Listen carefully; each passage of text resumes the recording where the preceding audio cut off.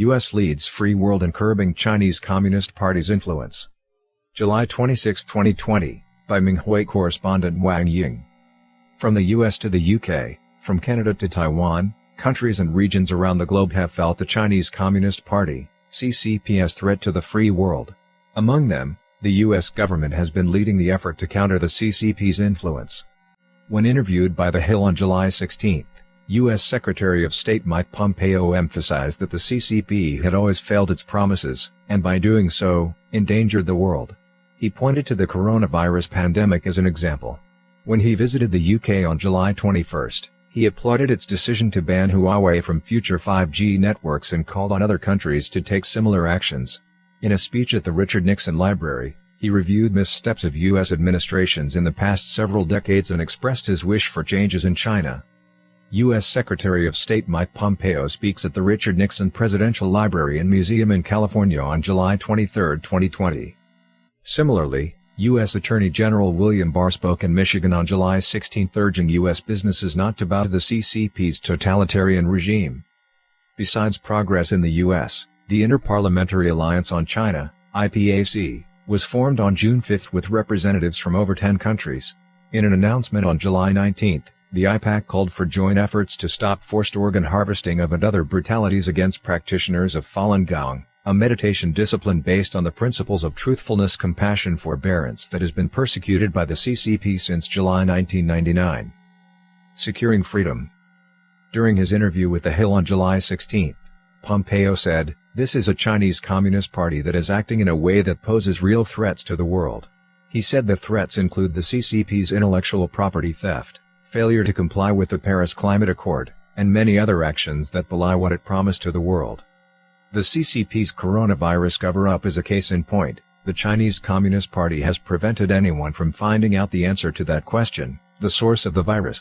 They denied access to the laboratory they have to the World Health Organization. Anyone who wanted to talk about it who was inside of that laboratory, whether they were a journalist or a doctor, has been precluded from talking about that, Pompeo said. This is a result of the Chinese Communist Party hiding the data. During his recent UK trip, Pompeo held a joint press conference with British Foreign Secretary Dominic Raab on July 21. Raab reiterated the need to collaborate with the US and other countries in the Five Eyes Intelligence Alliance, and noted lessons learned from the coronavirus pandemic. He also endorsed cooperation with other Western countries on issues such as Hong Kong to stand up for their values. "We're more influential, we have more impact when we work together," he said. Pompeo called on more countries to join this effort and condemned China's broken promises on the Sino-British Treaty.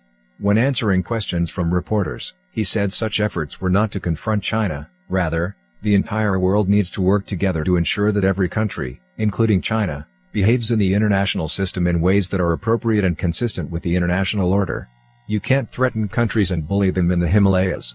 You can't engage in cover-ups and co-opt international institutions like the World Health Organization. Speaking at the Richard Nixon Presidential Library and Museum in Los Angeles on July 23, Pompeo said previous U.S. administrations imagined engagement with China would produce prosperity, but today we're all still wearing masks and watching the pandemic's body count rise because the CCP failed in its promises to the world. We're reading every morning new headlines of repression in Hong Kong and in Xinjiang. It has been nearly 50 years since the engagement started.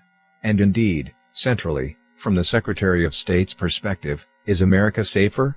Do we have a greater likelihood of peace for ourselves and peace for the generations which will follow us? He asked. He said Nixon hoped to change the CCP through collaboration. The truth is that our policies, and those of other free nations, resurrected China's failing economy, only to see Beijing bite the international hands that were feeding it, he said. We opened our arms to Chinese citizens, only to see the Chinese Communist Party exploit our free and open society. China sent propagandists into our press conferences, our research centers, our high schools, our colleges, and even into our PTA meetings. From businesses to Hollywood, from slave labor to other human rights violations being ignored, our universal values have been challenged. I grew up and served my time in the army during the Cold War. And if there is one thing I learned, communists almost always lie. The biggest lie that they tell is to think that they speak for 1.4 billion people who are surveilled, oppressed, and scared to speak out, he said. Quite the contrary. The CCP fears the Chinese people's honest opinions more than any foe, and save for losing their own grip on power, they have no reason to. That is why Pompeo called on the free world not to repeat the mistakes of the past. And if we don't act now, ultimately the CCP will erode our freedoms and subvert the rules-based order that our societies have worked so hard to build, he said. The free world should not bow to the CCP.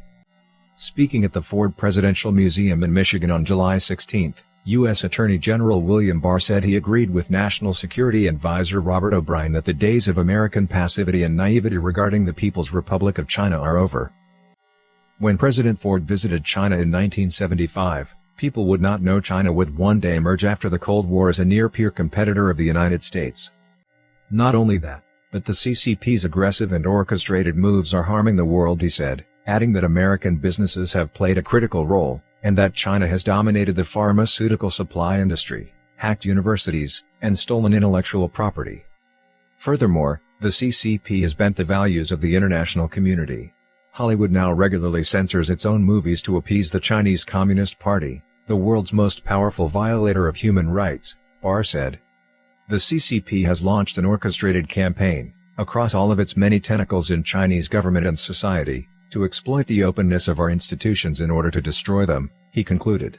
To secure a world of freedom and prosperity for our children and grandchildren, the free world will need its own version of the whole of society approach. Our freedom depends on it. Global support. Conservative Party of Canada leader Andrew Scheer said incidents over the past few years have shown a pattern of aggressive behavior by the CCP. It is time for freedom-loving nations around the world to wake up to this reality, to work together to support each other in pushing back against these very assertive moves by the Chinese government in Beijing, he said during a recent interview with Ming Hui. Among all the suppressed groups in China, about 100 million Falun Gong practitioners have suffered tremendously for their belief since July 1999. On the 21st anniversary of the persecution of Falun Gong, the Inter-Parliamentary Alliance on China, IPAC, issued a statement in support of Falun Gong. They condemned the CCP's crime of forced organ harvesting from Falun Gong practitioners and urged the world to help end the persecution. Launched on June 5 with representation from over 10 nations, IPAC was established to foster collaboration between countries to handle the challenges posed by China on international rules, human rights, and national integrity. Over the past 2 decades, the campaign against Falun Gong practitioners has resulted in the imprisonment of hundreds of thousands of its followers, where they have been subjected to some of the most severe forms of torture, wrote the statement, which also emphasized organ harvesting from living Falun Gong practitioners in China. Today we highlight the plight of the Falun Gong together with all religious minorities who have suffered from repression under the rule of the Chinese Communist Party, the statement concluded. We remind the world of the depravities they continue to suffer, and urge the world to stand up and speak out for an end to such repression, an end to impunity, and for justice, accountability, human rights and human dignity for all the peoples of China.